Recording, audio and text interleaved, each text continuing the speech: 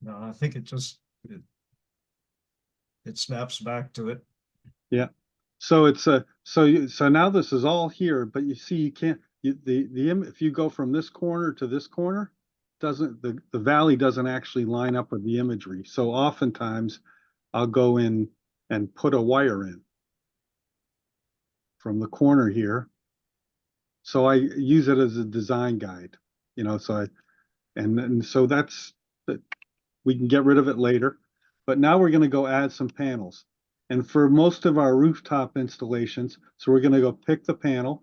And here's a list. And we want to keep this list short because it blows up our API if it goes in a program, if it gets too large. And so generally, this is what most are picking and what our distributors are carrying at a competitive price and a top tier panel. So now we're there and we're going to add panels, and and so we'll go and we this is actually a good roof plane. So we'll start this corner here. We'll just so we've got that. Can we fit one more? Well, we probably can if we just go up a little bit. And so that boundary there is, and this is an example where sometimes you have to get accurate roof measurements if you're going after every last watt. But this little border is a foot, so it gives you an idea that how much room you actually have there. So we have, and everybody, do people understand the clearance requirements for emergency access? No. Okay, so by code, you have to have access paths to the ridge. Two of them, 3-foot access paths on the roof plane that you go up. And if you have less than 50% of your roof covered with solar, the entire roof, you can have 18 inches on a side at the ridge. Now in New Hampshire, there's also an exception, and you could interpret the national code this way, but not everybody does. You can have that if you have access from an adjacent roof plane. You don't need a lot of space to get up on the roof plane where your panels are. So in this case, I'll put this in manual mode so people can visualize it a little better.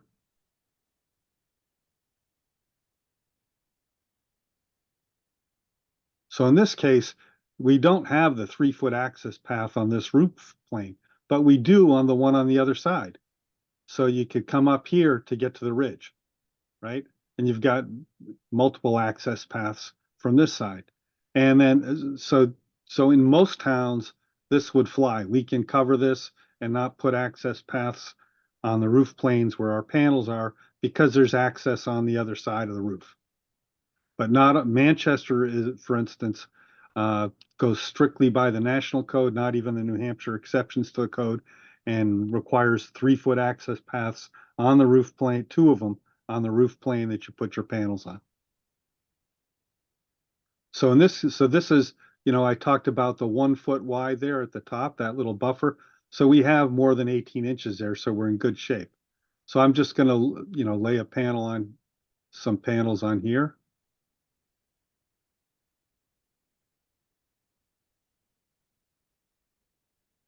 And you can see, if I draw a line there, this is probably not going to be room for one more there, but we can sneak one in here, and then we'll throw some more panels on.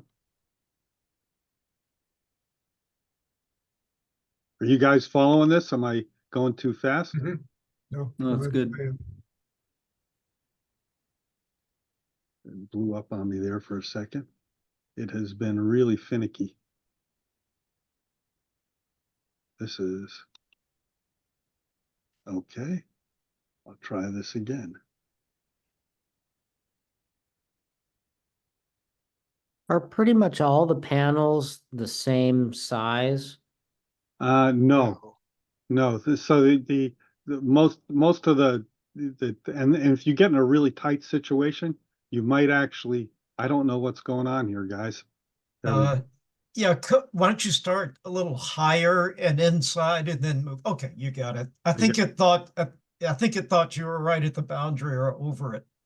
It's anyway, so we've got some panels up there, and then the only other roof plane that would be pretty good on Henry's house is over here.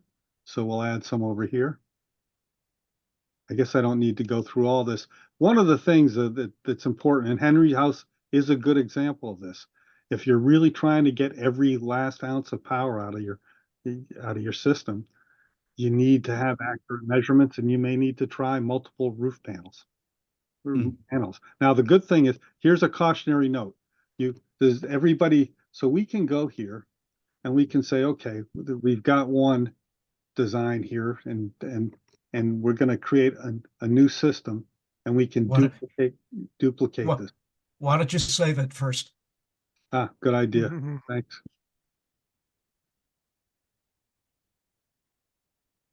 I mean, if space is a critical issue, could you use different size panels that, you Yeah. know?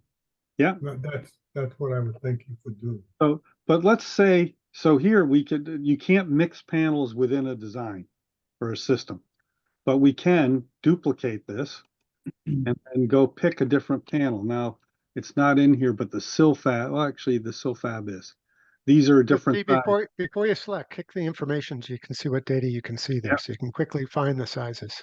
Yeah, so this one is 1.029 and 1.864. And let's go look at the ones we have. So this is so these happen to be very close. But you can pay, if you can pick up a little bit, it can be advantageous. Now, if you don't care about black, most of the large panels, like the 450 watt and above, generally aren't available in black on black, and a lot of people, that's what they want in their house. But if you don't care about black on black, they are a little heavier to handle, but not per square foot.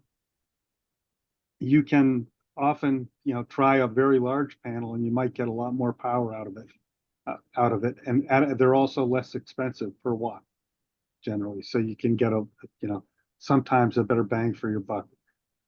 We just, for shits and giggles, let's just go pick a 408. These are bifacials, but we'll select one anyways. They'll still work on a roof. Yeah. The larger panels are a better bang for the buck, you say? Yes. They're In about- general, Okay. the larger panels are designed for commercial solar arrays. And so they, if they're in the phase of their life cycle where they are in heavy production, they'll be good and very steady price per watt.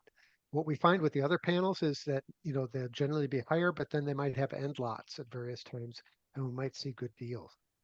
So a lot of times what happens is when we send these bids out for quotation, we'll put or similar panel, and the vendors or the distributors will come back with other things that they have in stock that they might be able to move at a lower price.